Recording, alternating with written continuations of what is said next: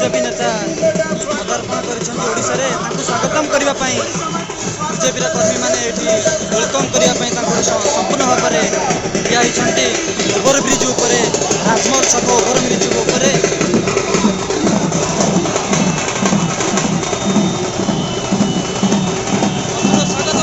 स्वागत देखिपे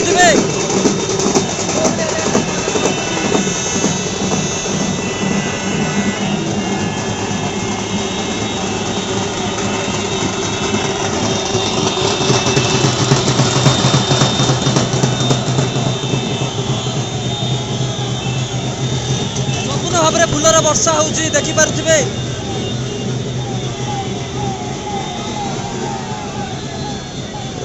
जोरदार स्वागत करुछंती बीजेपी नेता माननकु।